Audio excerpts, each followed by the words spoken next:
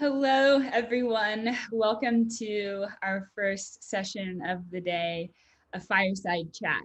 Today, I'm chatting with Jackie Sargent. Jackie is the general manager at Austin Energy. And Austin Energy is the city of Austin's publicly owned utility that has been serving the community since 1895. In 2019, they served just over 490,000 customers. Jackie, thank you for joining us today. Thank you, Erin. So, as I just mentioned, you guys have been serving the community for quite a while now, 125 years. Congratulations on that amount of time. And we've talked about this a little bit, and you've mentioned that innovation has always been in the DNA of Austin Energy. What do you mean by that? Well, first of all, thank you, Erin, and thank you, Z Prime, for inviting me to be part of ETS20 virtual. To the moon! It's really great to be here with you today and to have this fireside chat. And yes, innovation is in Austin Energy's DNA. Going back 125 years ago when we built the first dam across the Colorado River to generate electricity to light up the moon towers for city area lighting. And we still have 13 of those original towers in place today, but of course, they've been retrofitted with LED lighting. Additionally, up until 1940, Austin had a network of electric streetcar lines. The trolley cars were central to the lives of many Austinites, carrying them between their homes, their jobs, and schools, a precursor to our current electric vehicle programs. But that was only the start. Austin Energy has long been a leader in demand-side management, energy efficiency, green buildings, renewable energy, and robust customer assistance programs. We are on track to reduce customer energy consumption by over 1,200 megawatts by helping them weatherize their homes, change out lighting and HVA systems and other appliances. Austin Energy was the first utility in Texas to purchase wind power, and we're on track to have 1,800 megawatts of wind in service by the end of this year. Austin Energy has been a leader for a long time in solar, encouraging customers to put solar panels on their roofs by providing various incentives and, of course, our Value of Solar program. We've responded to our customers who can't put solar on their roofs by providing community solar, with a portion of that being made specifically available to our low-income customers. And we're on track to have over 1,200 megawatts of utility-scale solar in service by 2023. We've collaborated with the Department of Energy and the Texas Commission of Environmental Quality to construct a unique solar and battery storage project called Austin Shines. This project combines grid-scale solar and battery storage installation with commercial and residential applications on the distribution side, and even includes a vehicle-to-grid. This system is operated and monitored by Distributed Energy Resource Management System, or DERMS, and a Distributed Energy Resource Optimizer using market price signals to determine when's the best time to charge and discharge the batteries. We're still collecting and analyzing information on Austin Shines, and although the technology is not currently proving to be cost-effective, we feel that participating in this project positions us well when that time comes, and frankly, we see that on the horizon. Another area that Austin Energy has been leading the way is with transportation electrification. We have over 1,000 charging facilities within our service territory, and we have programs to support dealerships and vehicle owners. We even have a partnership with local school districts, and I think we've talked about this before, where charging stations have been installed with data collection and monitoring capability that is then utilized in the classroom to educate students. Our district energy resources division generates chilled water during off-peak hours to support air conditioning needs, thus reducing peak demand by over 20 megawatts. In one of our facilities, we make ice at night and then the ice is then used to support the chilled water operations. And this is helping us with our goal of 40 megawatts of thermal storage or thermal energy storage by 2030. Recently, we updated Austin Energy's Generation Resource and Climate Protection Plan. This work was conducted over a 9-month period and included a working group made up of commission members and community stakeholders. The focus was on how best to decarbonize our generation fleet going forward, which is a shift from having specific renewable energy goals to actually reducing carbon emissions, with a goal to be carbon-free by 2035. After much analysis and discussion, our team came up with what I would call a very innovative recommendation to implement a carbon adder to our generation price curves to limit unit dispatch over time. This will be done in a cost-effective manner and so as to not impact reliability of the system. The approach has been named REACH, Reduce Emissions Affordably for Climate Health.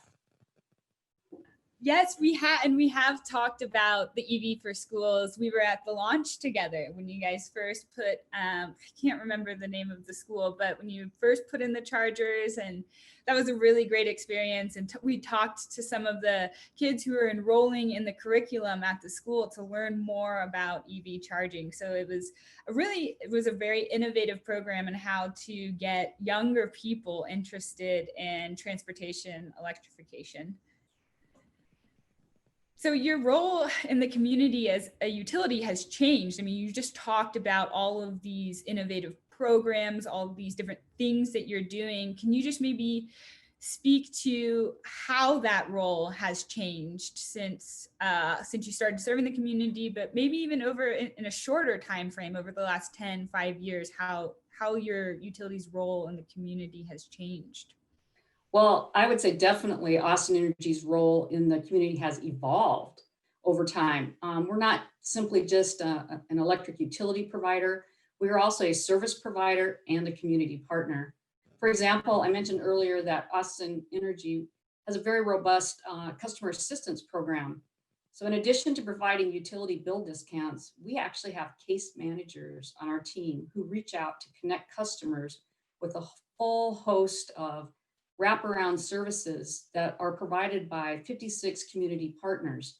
We work really hard to educate customers and our service providers to break down barriers and support as many people as we can.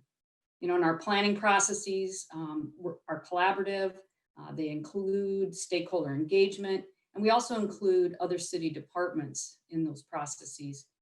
From programs that help customers lower their energy bills to modernizing our grid and giving customers access to the real-time energy consumption information and outage information, we are leading the way in redefining an electric utility customer's experience. One thing that you've mentioned so far is kind of like climate action goals, and your being a city entity has benefits in reaching those goals. Can you talk about some of the benefits of being a city entity, specifically in terms of meeting climate goals? Sure. You know, in our case, the community is really the one that is defining climate goals for the city. Austin Energy is an enterprise department of the city of Austin. And so it's really important that the goals that we have are aligned with the city's goals.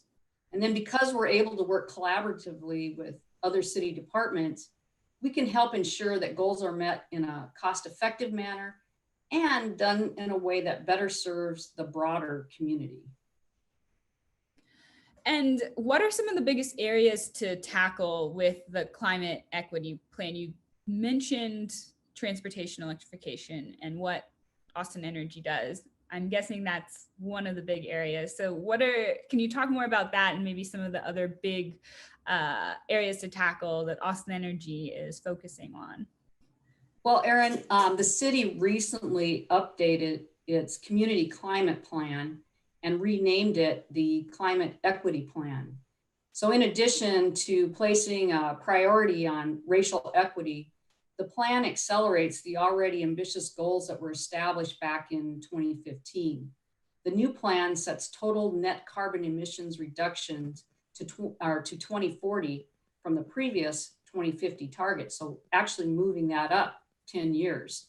The biggest challenges in combating climate change and right now are decarbonizing electricity generation and then electrifying transportation. You know, I just talked about REACH, Reduce Emissions Affordably for Climate Health. With that program, Austin Energy is well on our way to decarbonize our generation fleet by 2035, so 5 years ahead of the 2040 goal. And that really supports directly the plan that the city has. And then, as you mentioned, we are focusing on being an enabler for transportation electrification. If we're going to get the transportation sector electrified, we feel we need to make it easy for people to own and operate electric vehicles. So we work with dealerships to promote electric vehicles. We offer rebates for home chargers. Right now, Austin Energy has 969 level 2 public charging stations in our service territory and 50 DC fast chargers. And along with that, or in addition to that, we are also working with Cap Metro because they're planning to electrify their fleet of buses. And so how can they do that, and what kind of electric service do they need? So we're working in those partnerships. And that partnership with Cap Metro, I've spoke with Sam Sargent, he's, I can't remember his title, but I think he's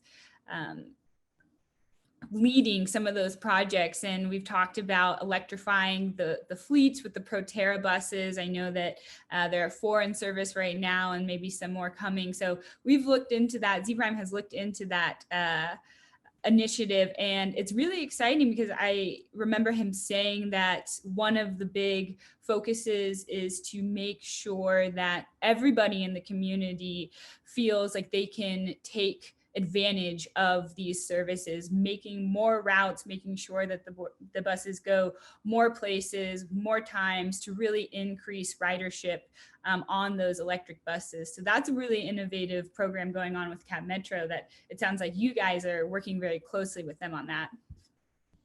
Yes. So Jackie, what is next for Austin Energy?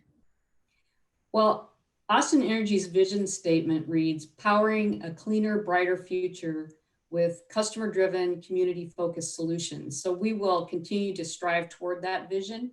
On the horizon right now, I'm seeing a greater focus on emergency management and resilience of the grid with increased severe weather events, fires and such, cyber threats, the pandemic, medical situations and societal unrest, and seeing then multiples of these events happening at the same time. It's really imperative that we maintain reliability and keep the lights on. We're an essential service, and our customers, community, and the economy depend on us. We're also going to continue with implementation of business process automation. We continue to see some level of organic growth, and this means more customers, more assets, more telemetry, more data, more decisions. So by automating processes, we can better meet stakeholder expectations and free up skilled employees from repetitive administrative work and increase productivity while also improving the overall customer experience. Additionally, I expect that we will allow for greater flexibility in how we actually get work done. We responded very quickly to the pandemic, and we've learned that our team can successfully work remotely. And we want to capitalize on those lessons learned. We don't want to lose that. As we use demand response and see more distributed energy resources connected to the distribution system, we're going to need greater visibility and control at the distribution level to reliably serve customers. And we expect that we'll need some type of distribution system management or distribution system operators, similar to what we see now or currently use on the transmission system. And then it's going to be really important that those systems are coordinated and that we have that coordination between the two. Storage is something that we're watching very closely. I mentioned the Austin Shines project earlier, and as storage technology becomes more cost effective, we will be looking to deploy it to better manage intermittent resources and also to frankly, to capture market value. Finally, I will say that we are going to be looking at our processes, our programs, our services with an equity lens. Addressing institutional racism is a priority. And as Austin Energy's general manager, I am committed to ensuring that our team members and our customers are treated with respect and that we work intentionally to close the equity gap that has created great disparities for our Black community and communities of color. Well, I'm no longer an Austin resident, but I was not too recently in the past. And I'm really excited to hear that you guys are taking racial inequity seriously. I remember the protests downtown, and I remember seeing them. And that's something that the community there is very passionate about. So it's encouraging to know that Austin Energy is listening and taking action and really, taking this seriously, because it's not the right thing to just let it pass and say, they're going to do that and we can not take action. So it's really encouraging, Jackie, to see that you guys are responding to that and really making it a part of your long-term plans. Thank you. So we are going to take some time for Q&A. If you have questions for Jackie and I, please submit them in the chat box to the right-hand side of the platform. We have had a question come in so far, and it's actually from Jason Rodriguez, our CEO. And he is interested, Jackie, in what you think about all of the women leadership at utilities in Texas, at PEC, at CPS Energy, at El Paso Electric. What are your thoughts on that? I think it's amazing. When I first started in this industry, which was over 32 years ago, there were many times when I would come and be at the table and be the only woman. And so to be able to participate in industry associations and leadership organizations and have women, talented, professional, strong women at the table, it's really revolutionary in that it brings another perspective. It's nice to see that we have these capable women in these positions, and I am so proud to be able to serve alongside them. And I'm seeing it not only here in Texas, but also nationally.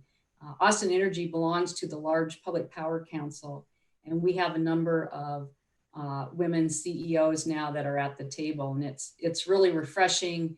And I encourage women at all levels of our organizations to strive to be all that you can be and to support the great work that we do, because there is a seat at the table for all of you. Absolutely. So another question came in. What are your grid energy storage goals and why?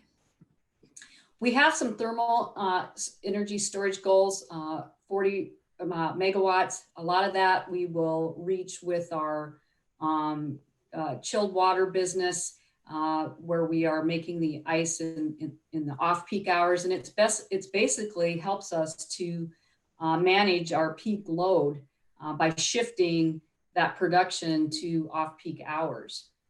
With regard to batteries and battery storage right now, we don't have large specific targets on that.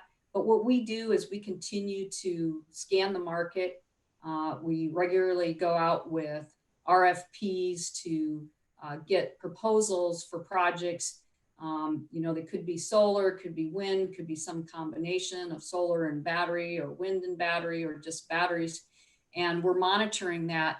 The thing that's holding us back right now is the cost effectiveness of those proposals. And frankly, there's also some safety concerns with lithium ion batteries. And so as we learn more about those and work through those challenges, understand with the information we're gaining from our Shines project of how we can capitalize on the value, because one of our goals for our customers is to remain affordable.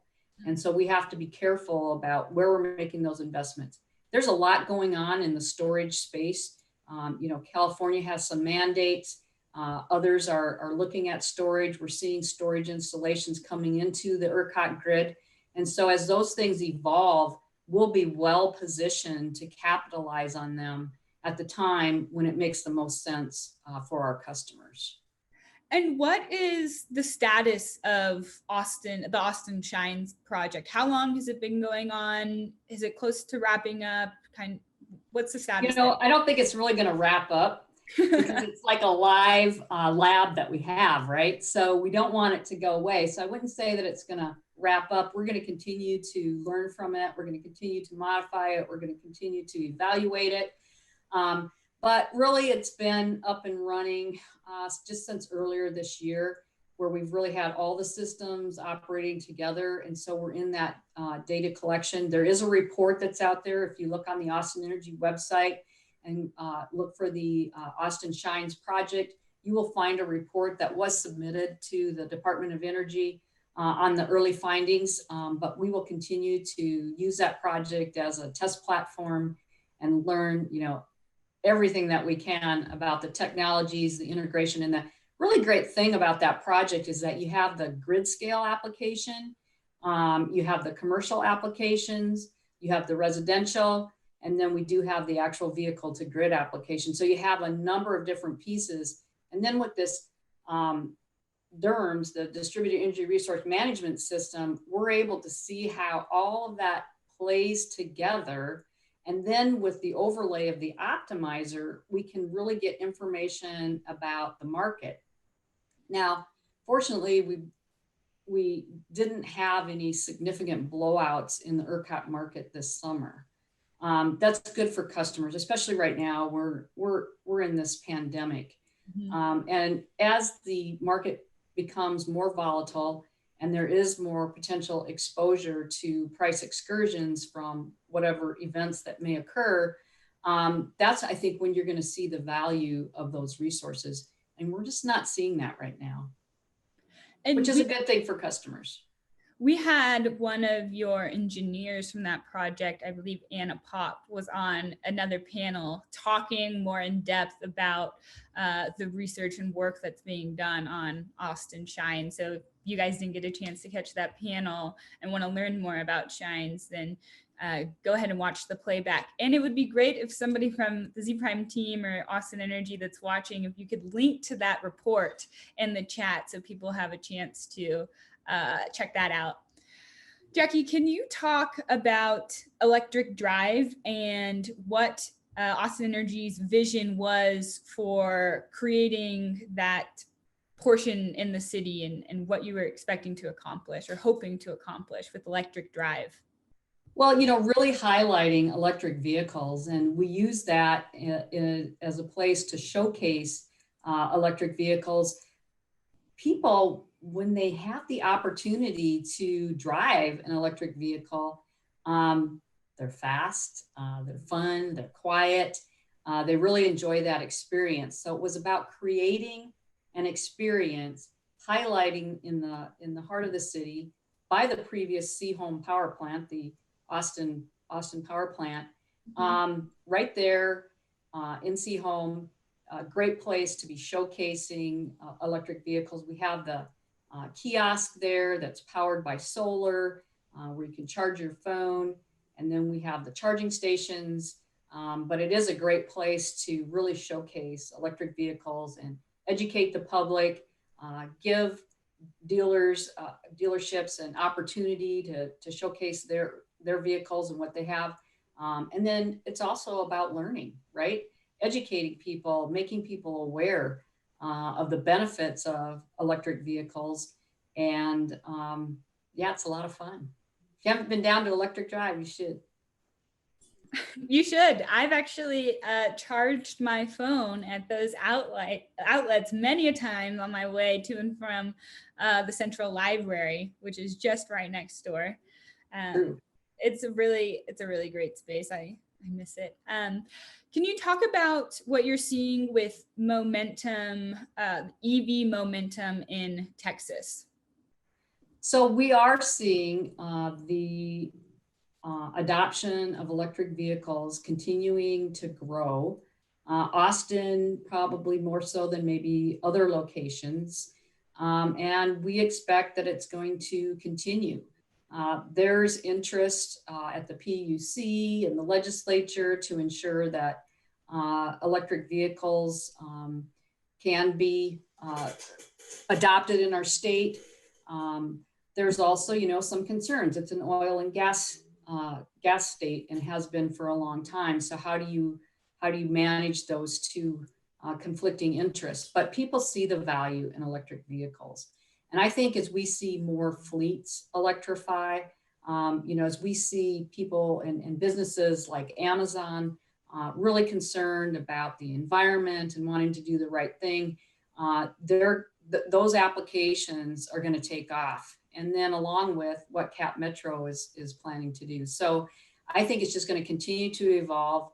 I think as people have the opportunity to experience EV ownership, they're going to find that it's very beneficial and a step up from their current gas or diesel vehicles. And then it's also exciting because Tesla's coming to town, right? And they're going to have their manufacturing plant over on the east side, and they're going to be building a new pickup. So Texas loves pickups, and we'll just have to wait and see what that brings. Yeah, that is really exciting, having the Cybertruck manufacturing facility, I believe in Travis County. So that is, I hope, will help adoption. And we've researched this before.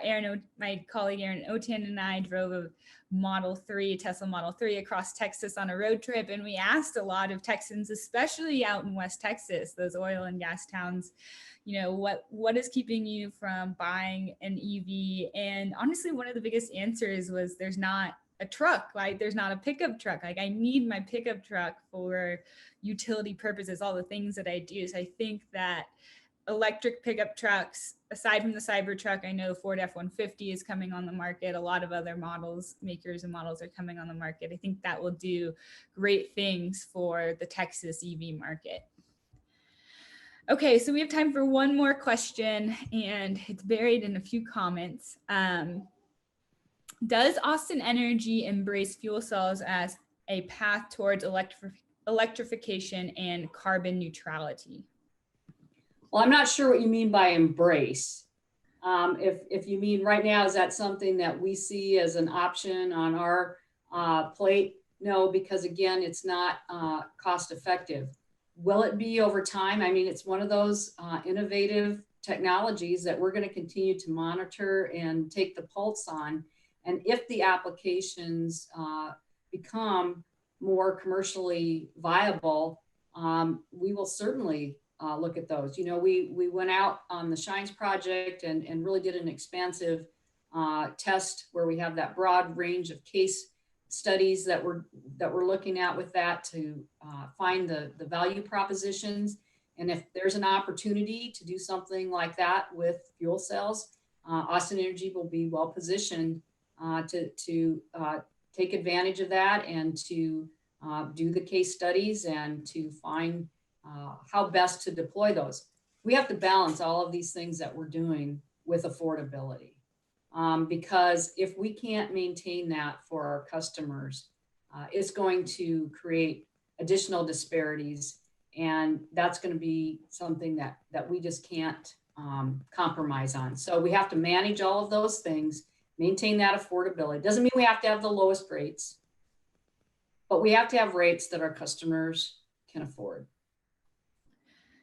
Thank you, Jackie. That wraps up our audience Q&A, but I did want to sneak one thing in here because we have just a few minutes left. I saw a video of you on Twitter and a unicorn costume. I was wondering if the unicorn was going to make an appearance anytime soon. Well, I was donating that unicorn costume to help raise money for the City of Austin's Combined Charities campaign. And I was in the costume and went around to as many employee areas that I could between our two offices that are there on Barton Springs, and people could contribute money to get a selfie with the general manager dressed up as a unicorn. Unfortunately, with the pandemic, I don't think we're going to be doing that this year. But, you never know. All right, I won't count it out then. Well, that wraps it up. Thank you so much for your time, Jackie. I really enjoyed chatting with you. Likewise, to the moon! To the moon. All right, I will pass things back over to Christopher Moyer to take us to break and our next session.